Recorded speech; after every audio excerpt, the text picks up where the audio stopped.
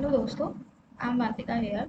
तो कल मेरा एसएससी सीजीएल का एग्ज़ाम था जो कि सही गया। मतलब एग्ज़ाम से पहले मेरे ही मन में भी बहुत से डाउट थे जो कि आप लोग के भी मन में होंगे कि एग्ज़ाम सेंटर, वहाँ के मैनेजमेंट कैसे हैं, वो रूल सारे फॉलो कर रहे हैं कि नहीं, आपके सिस्टम कैसे होंगे या एग्ज़ाम का पैटर्न कैसे था और किस लेवल के क्वेश्चन आ रहे हैं। तो मैंने सोचा क्यों नहीं मैं ये अपना एक्सपीरियंस आप सबके साथ भी शेयर करूँ। तो first of all telling about कि एग्ज़ाम सेंटर क्या था। तो मेरा तो एग्ज़ाम मेरे फर्स्ट प्रेफरेंस के हिसाब से था कि जो मैंने प्रेफ़रेंस में डाला था अपना, वही था मेरा एग्ज़ाम। और सेकंड कि वहाँ का मैनेजमेंट कैसा था, तो वहाँ का मैनेजमेंट भी मतलब बहुत सही था। मतलब अच्छे से उन लोगों ने चेकिंग वगैरह भी बहुत अच्छे से, सिस्टम भी बहुत अच्छे से काम कर रहा था। कोई इशू मुझे तो नहीं लगा और मेरे साथ जो भी लोग थे वहाँ पे किसी को कोई ऐसे खास इशू नहीं था। ठीक है, तो वो सब तो सही गया। और हाँ, ये हुआ। उसके बाद फिर टीसीएस के मतलब पैटर्न कैसे आ रहे हैं, टीसीएस के या न्यू पैटर्न जो भी है। तो उसके रिगार्डिंग मैं बता दूँ कि जो क्वेश्चन पेपर है, देखो हार्ड मतलब हार्ड नहीं कह सकते या इजी नहीं, आप मॉडरेट लेवल कह सकते हो कि हाँ है। वैसे वैसे मतलब पेपर आ रहे हैं। फिर अगर टीसीएस पैटर्न है या न्यू पैटर्न, तो उसके लिए देखो वो बीच का आप निकाल लो कि कैसा है, क्योंकि बिल्कुल टीसीएस पेपर थोड़ा इजी साइड में था। आप लोगों ने एग्जाम दिया होगा या जो भी पहले का मॉक लगाया होगा आपने वो देखा होगा कि टीसीएस पेपर थोड़ा इजियर साइड में, और जो न्यू पैटर्न जो हमने सिलेक्शन पोस्ट में देखा वो थोड़ा हार्ड था। तो वैसा भी क्वेश्चन नहीं था, मतलब बेसिक था जैसे। हाँ, मतलब बेसिक था। मैं आपको ना सब्जेक्ट वाइज बता रही हूँ कि कैसे क्या था। उसके बाद मैं आपको बताऊँगी कौन से टॉपिक कैसे थे। जैसे मतलब पहले तो मैं ये बता दूँ कि जो ये न्यू पैटर्न ना, हम सब डर रहे थे कि न्यू पैटर्न है, बहुत से न्यू टॉपिक आए थे जो सिलेक्शन पोस्ट में हम लोगों ने देखा था, उसके रिगार्डिंग बहुत से हंगामे भी हुए। तो ऐसे ही मतलब न्यू पैटर्न आप लोग रिलैक्स लो, वैसे पैटर्न नहीं आ रहे हैं जो हमारी स्टैटिक्स से थे, या जो भी इंग्लिश में बहुत ही ज़्यादा अलग अलग ट्रांसफॉर्मेशन वगैरह और भी कुछ टॉपिक थे। मैं टॉपिक डिस्क्लोज नहीं कर सकती, बट इतना मैं आपको बता सकती हूँ कि जो हमने सिलेक्शन पोस्ट में देखा था वो इसमें नहीं है। मे बी सिलेक्शन पोस्ट क्योंकि वो सिंगल एग्जाम होता है, मेंस उसमें नहीं होता है। दैट्स वाई हो सकता है कि वो थोड़ा पेपर हार्ड हो। बट एक्चुअल में अभी जो सीजर का एग्जाम चल रहा है वो इतना हार्ड नहीं है कि बिल्कुल आपको सब कुछ नया नया लगे। ठीक है, तो वैसे ही है। तो मैं आपको बताती हूँ कि सब्जेक्ट वाइज कैसे क्या है मेरे एग्जाम और कैसे आ रहे हैं। तो ये कुछ था ऐसे। जैसे रीजनिंग तो बहुत ड्यूरेबल थी, बहुत मतलब मैं सच बता रही हूँ, बहुत ईजी थे वो रीजनिंग। मेरे शिफ्ट में तो रीजनिंग में मेरा फर्स्ट शिफ्ट था।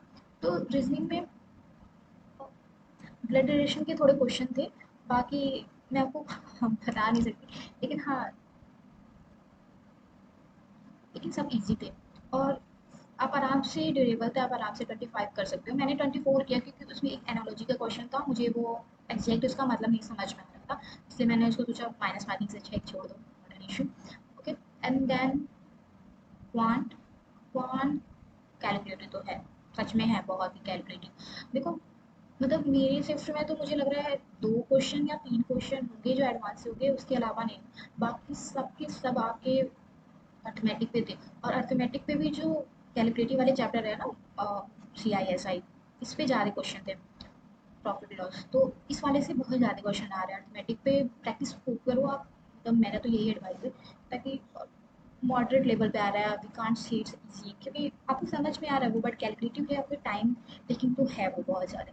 तो वैसे, and coming to English, English भाई लेंदी है, बहुत लेंदी है। लेंदी के साथ साथ मैं बता रही ना, और जो भी क्वेश्चन है फिलर्स हैं या एंटोनिम सिनोनिम्स से मिसप्रिंट है, वो तो एक अलग साइड है। इसमें पैसेज आ रहा है, क्लोज टेस्ट नहीं आ रहा। और पैसेज भी लेंदी, मतलब मेरी सिर्फ में उतनी लेंदी नहीं थी, बट लॉजिकली बहुत था। जो क्वेश्चन वो पूछ रहे थे उसमें आपको लॉजिक के साथ उसको लेना था, कि अगर कोई भी क्वेश्चन है ना, तो जो क्वेश्चन पूछ रहे हैं आप उसको 2 बार 3 बार पढ़ो, देन आपके माइंड, मतलब मुझे ऐसे हुआ। अब बहुत माइंड सेट के साथ पढ़ो कि वो एक्चुअल क्या है क्या रहा है, तो आप बहुत चीज़ कर पाओगे। पहले की तरह टीसीएस की तरह तो इंग्लिश नहीं है, क्योंकि हम टीसीएस की एग्ज़ाम देते थे तो उसमें हम इंग्लिश लास्ट में करते थे, कोई इशू नहीं होता। बट नाउ हमको एटलीस्ट, मुझे लग रहा 50 मिनट तो देने ही पड़ेंगे। ओके, 50 मिनट, 50 to 60 मिनट आपको देने पड़ेंगे इसमें। फिर आया जीएस। जीएस में अच्छा था खराब समझ नहीं आया, इस तरह से बोला मैंने कि वाकई जीएस टफ आ रहा है, बहुत टफ आ रहा है। मतलब बहुत ही, बट फिर भी टफ आ रहा है। उसमें वन लाइनर ना बहुत रेयरली 3-4 थे, बाकी सब स्टेटमेंट बेस्ड थी। स्टेटमेंट बेस्ड में भी बहुत डीपली क्वेश्चन थे, आपको बहुत अच्छे से समझना पड़ेगा कि क्या है। मतलब मैंने तो बहुत कम अटैम्प्ट किए जीएस में, मेरे को लगता है मैंने 14 आई थिंक अटैम्प्ट किए, 14 या 15। क्योंकि यार रॉन्ग करने से अच्छा है आप छोड़ दो, क्योंकि उसमें भी मतलब मुझसे नहीं हुआ जो भी था।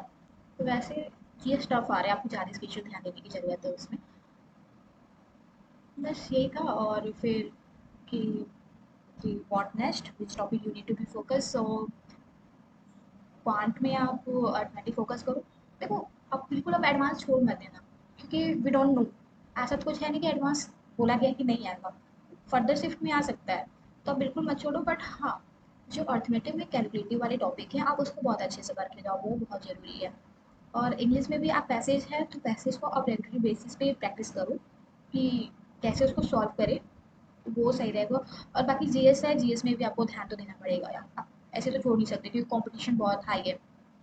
क्योंकि कुछ लोग हैं, आई डोंट नो, मतलब मैंने भी देखे थे कुछ लोग के रिव्यू जो बता रहे थे कि मैंने इतनी की हैं, आई डोंट नो कि वो कैसे कर ले रहे हैं, बट अच्छी बात है अगर कर रहे हैं तो। अगर हमें भी उनको बीट करना है तो मेहनत तो करनी पड़ेगी हमें भी। तो बस यही था, आप मेहनत करो। ऑल द बेस्ट एवरीवन, जिनका भी आगे से एग्जाम है। Bye bye.